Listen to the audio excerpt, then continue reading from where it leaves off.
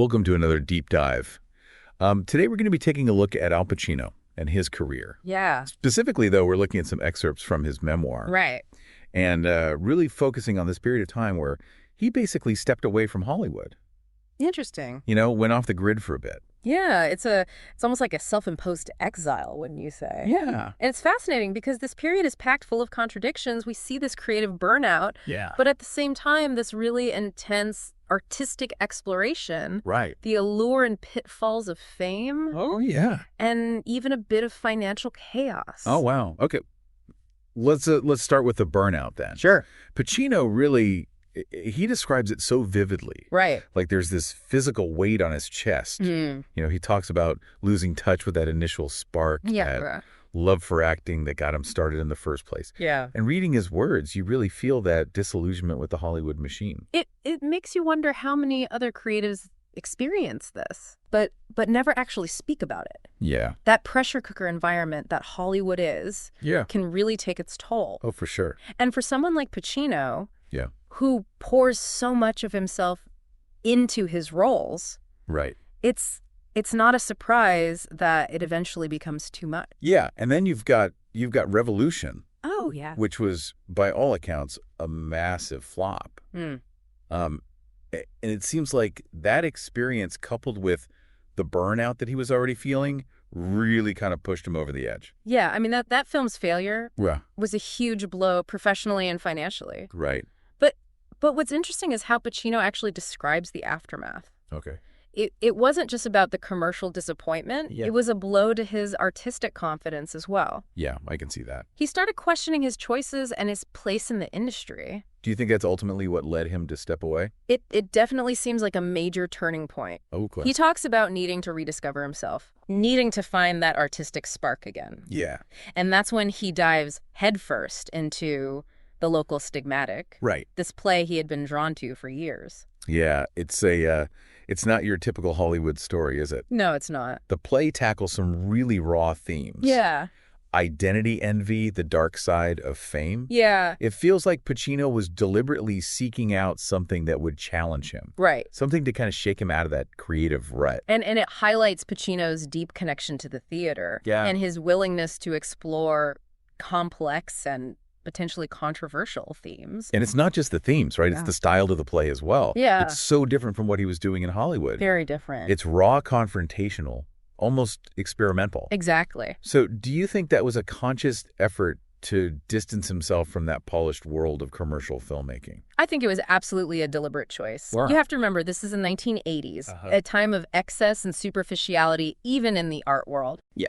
Pacino's decision to delve into this dark and gritty material, Yeah. it feels like a rejection of those prevailing trends. Interesting. He's choosing substance over style, Right. artistic integrity over commercial appeal. He even talks about the audience's reaction to the play. Yeah. They weren't ready for something so raw and unsettling. Right. But he doesn't back down. Yeah. He doubles down and decides to adapt it into a film. There's that stubborn streak, Yeah. that refusal to compromise. Right. And this is where Diane Keaton enters the picture. Oh, yeah. What's her role in all this? Pacino describes her as a major force during this period, Okay. both personally and professionally. Right. He credits her with pushing him to take risks and to stay true to his artistic instincts. He even tells this hilarious story about her confronting his lawyer about his financial mismanagement. It's a great anecdote, Yeah. and it speaks to their dynamic. Yeah. She wasn't afraid to challenge him, Yeah. to call him out when needed. Right. And he seems to respect that and value her honesty. Yeah, their relationship goes beyond just personal support, though, right? Absolutely. She also plays a key role in his eventual return to Hollywood. She recognizes his talent, Yeah. but she also sees that he's at a crossroads. He needs to find a way to balance his artistic aspirations with the practical realities of the film industry. Right, and that's where Sea of Love comes in. Exactly. He was reluctant at first, wasn't he? Yeah, he talks about this awkward meeting with a studio head, Oh, really? about how out of place he felt in that environment. Makes sense. He'd been away from the Hollywood game for so long. Right. And it seems like he'd lost his taste for it. Remember, Pacino's always been an actor's actor. Yeah. He's driven by the craft, Right. the challenge of embodying a character. Right. He's not interested in the glitz and glamour, the wheeling and dealing that comes with being a Hollywood star. Yeah. But he's also a pragmatist. Yes, he is. He knows that to survive in this industry, you have to play the game. At least to some extent. Right. So how does he end up back in the mainstream? Well, that's a story for part 2. Okay. Sounds good. We'll delve into how Diane Keaton played that pivotal role in convincing him to return to Hollywood. Okay. And how Sea of Love marked a real turning point in his career. A kind of Hollywood redemption arc. All right. So we'll pick that up next time. Sounds good. So we left off with Pacino feeling a bit lost artistically and financially. Yeah. He'd rediscovered his passion with the local stigmatic. Right. But it wasn't exactly paying the bills. No, it wasn't. And he wasn't thrilled about going back to that whole Hollywood studio system. He was caught in a tough spot. Yeah. He needed to work. Right. But he didn't want to compromise his artistic integrity. Yeah, he'd gotten a taste of that creative freedom. Exactly. And going back felt like taking a step backwards. Yeah, so how did Sea of Love become that bridge back to Hollywood? It's a classic thriller. Yeah. But it also has this rawness, this emotional depth that feels very Pacino. I think Diane Keaton deserves a lot of credit here. All right. She recognized that Pacino needed a project that would both satisfy his artistic needs, Right. but also reestablish him as a box office draw. Right. Commercial success. Yeah, and she saw the potential in the Sea of Love script, and she practically forced him to read it. He even admits in his memoir that he wasn't initially that interested. Oh, really? Yeah, he was still skeptical of Hollywood, Right. hesitant to jump back into that world. But Diane was persistent. Yeah. She saw something in that script that she knew would resonate with Pacino's strengths. So what was it about that script? Well, the character of Frank Keller, Okay. this detective who's grappling with his own demons, Yeah. it allowed Pacino to tap into that intensity, that emotional vulnerability that he's so good at portraying. Yeah, and it wasn't just the character, right? It was the whole atmosphere of the film. Yeah. That gritty noir-ish world. The director, Harold Becker, Right. he created this world that felt miles away from those glossy Hollywood productions of the time. So he gave Pacino some freedom. Yeah, Becker understood Pacino's need for that. All right. He encouraged improvisation Right. and allowed Pacino to bring his own ideas to the table. It was a true collaboration. Yeah, it was. And that's something Pacino had been craving. Definitely. But even with a great script and a supportive director, there's still the business side of things. Oh, yeah, the business side. Yeah. Always there. Pacino had been out of the loop for a while. Hmm. His negotiating power wasn't what it used to be. And he actually talks about that. Does he? Yeah, how his time away from Hollywood impacted his deal for Sea of Love. Oh, really? He didn't get as favorable a contract as he might have if he'd been a more consistent box office draw. It's a reminder that even for someone with Pacino's talent and reputation, staying relevant in Hollywood is a constant hustle. It really is. But ultimately, the film was a hit, Yeah, big hit. critically and commercially. Well- It reestablished Pacino as a leading man Right. and paved the way for a string of iconic roles throughout the 90s. Yeah, Sea of Love was a turning point. Okay. It proved that Pacino could find success in Hollywood Yeah. without having to sacrifice his artistic integrity. So he could work within the system, Exactly. but on his own terms. Yeah, looking back, it's amazing to see how this period of self-imposed exile Right. really shaped Pacino's career. He emerged from it with this clearer sense of self, Yeah. a stronger commitment to his artistic vision. It's like he went through this creative crucible and came out the other side refined and more focused. Interesting. He learned that he could walk away from Hollywood, Yeah. that he didn't need it to define him, Right. and that gave him a certain power, Yeah. a freedom to choose projects that really resonated with him.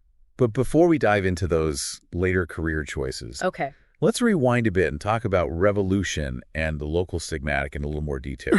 I'm curious to hear your thoughts on why those projects were so important to Pacino, Yeah. even though they weren't really commercially successful. Well, both films represent key aspects of Pacino's artistic journey Right. during this period. Right. Revolution, despite its flaws, Yeah. was an attempt to break free from the Hollywood mold, Yep. to tackle a historical epic, but with a raw, unsentimental approach. Right. And then the local stigmatic, Yeah. it allowed him to explore these darker, Right. more complex themes of identity and fame Yeah. in a more intimate and experimental setting. Exactly. So let's start with Revolution. Sure. Pacino was drawn to the project by the director Hugh Hudson. Right. who had just won an Oscar for Chariots of Fire. Big name director. Yeah, it seemed like a perfect opportunity to work with a visionary director on a large-scale historical drama.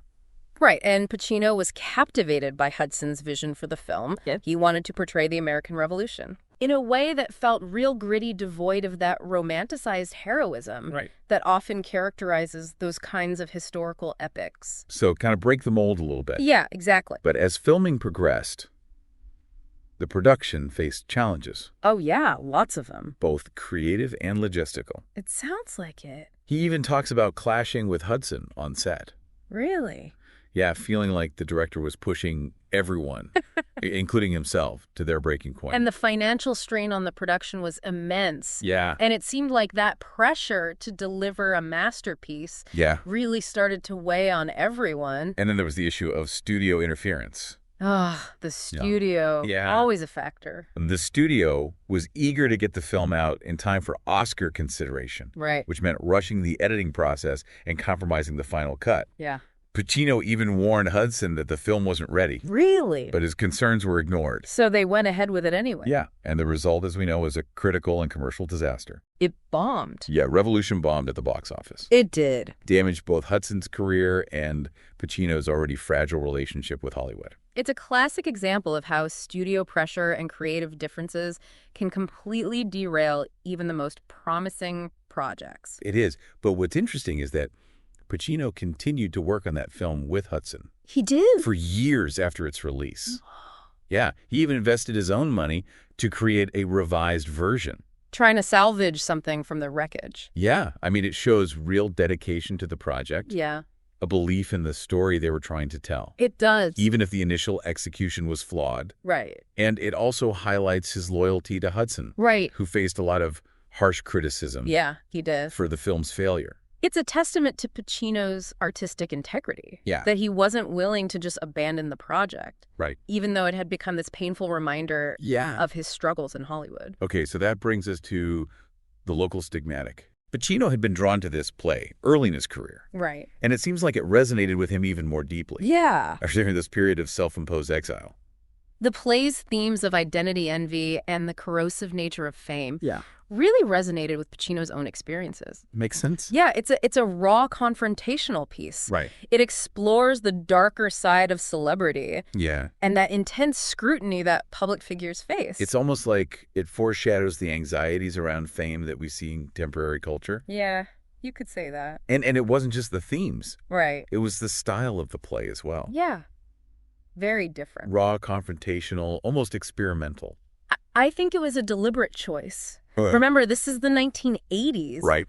A time of excess and superficiality, Right. even in the art world. Right. Pacino's decision to delve into this dark and gritty material, Yeah. it feels like a rejection of those prevailing trends. Interesting. He's choosing substance over style, Yep. artistic integrity over commercial appeal. He even talks about the audience's negative reaction to the stage production. Yeah. It seemed like they just weren't ready for something so challenging and unsettling. And yeah, he doesn't back down. No. He doubles down and decides to adapt it into a film. There's that stubborn streak again. Right. That refusal to compromise. Right. He saw something powerful in that material. Yeah. Something that needed to be explored regardless of the audience reception. It's this fierce independence, Yeah. this willingness to take risks Right. that makes him such a compelling figure. Both as an artist and a person. Absolutely. It's fascinating how he describes this period of making these films privately, almost as a way to kind of escape those commercial pressures and reconnect with his love for acting. He called it his off-Broadway movie star phase. Yeah, it's a testament to his artistic drive It is. and his willingness to experiment outside the confines of Hollywood. Right. He wasn't afraid to create work that was challenging and personal. Yeah. And maybe not meant for mass consumption. He was creating for himself, Exactly. for the pure joy of artistic expression.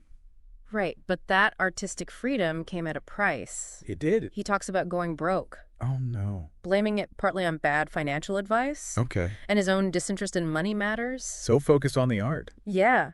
That he neglected the practical realities of life. This is where the story takes a humorous turn. Oh, really? He describes Diane Keaton practically dragging him to his lawyer, Oh, no. then tearing into the poor guy for allowing Pacino's finances to get so out of control. I can just picture that. Right? Diane Keaton laying down the law. It speaks to her strong personality. It does. And her genuine concern for Pacino's well-being. She saw that he needed someone to look after him. Yes, she did. Someone to kind of bring him back down to earth. It also highlights Pacino's almost naive approach to money. Yeah. He admits that he never understood it. Really? Never really cared about it. The focus was always on the art, the craft of acting. Yeah, which is admirable. It is. But also in the real world, a bit impractical. Yeah, a little bit.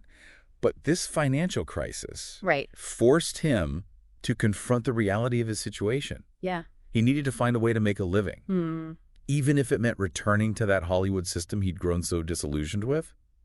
And that leads to that awkward meeting with the studio head where he's trying to pitch some ideas and is met with total indifference. What a blow. It's a humbling experience. Yeah. It's a reminder that even someone with Pacino's talent and reputation can be quickly forgotten in that fickle world of Hollywood. He even says that he never learned the language of Hollywood deal-making. Oh, really?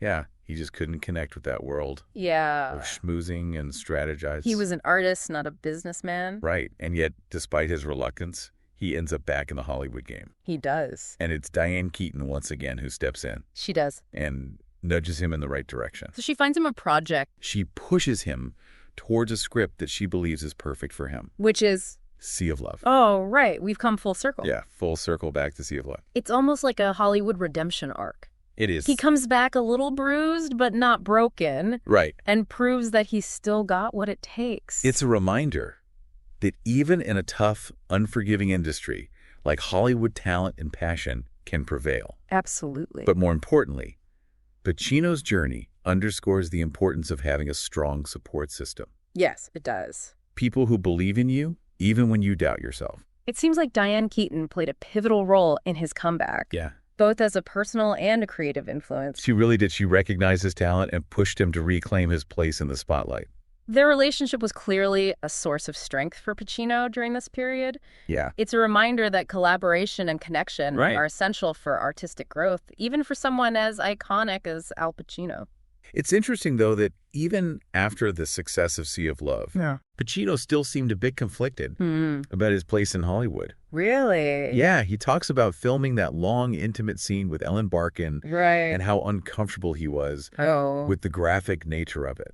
This raises a point about those changing cinematic sensibilities. Okay. Pacino longed for a time when Hollywood was more subtle, more suggestive in its portrayal of intimacy. Yeah. And he felt that the explicitness of that scene went against his own artistic sensibilities. It's interesting. It is. It's that thing about Hollywood. Yeah. It's constantly evolving. It is. Pushing boundaries. Right. And sometimes even the most seasoned actors can feel a little out of step with those changes. And let's not forget Marty Bregman. Oh, yeah. The ultimate Hollywood fixer who swoops in and secures Pacino the Sea of Love role. After another actor was dragging his feet. He even fires the original director. He did? And brings in Harold Becker. Wow. Which turned out to be a brilliant move. It really was. Pacino and Becker ended up having a great collaborative relationship. Which was crucial to the film's success. Bregman was a master manipulator. He was. A shrewd operator who knew how to navigate those treacherous waters of Hollywood. He saw the potential in Sea of Love.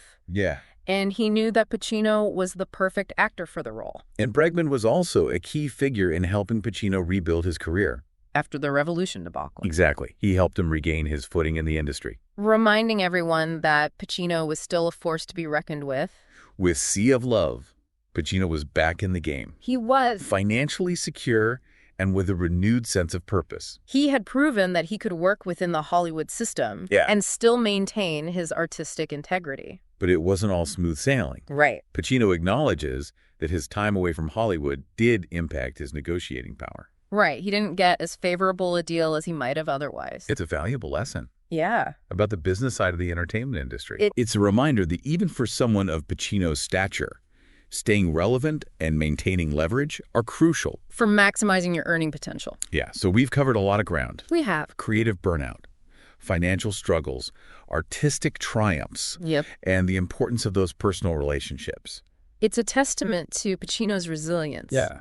and his unwavering commitment to his craft. Even in the face of adversity. Absolutely. And it leaves us with some intriguing questions. It does. How did this period of self-imposed exile shape Pacino's later work? Yeah. Did his perspective on Hollywood and fame change permanently? Right. And what role did his personal relationships continue to play in his artistic development? Those are all questions we'll explore in the final part of our deep dive. We've traced Pacino's journey from that burnout to his blockbuster comeback. Yeah. But I'm curious about the lasting impact of this experience. Did it fundamentally change how he approached Hollywood? It's fascinating. Yeah. Pacino emerged from this period not just as a survivor, but as a prospector who struck gold. You know, he mined these deep veins of self-awareness. Okay.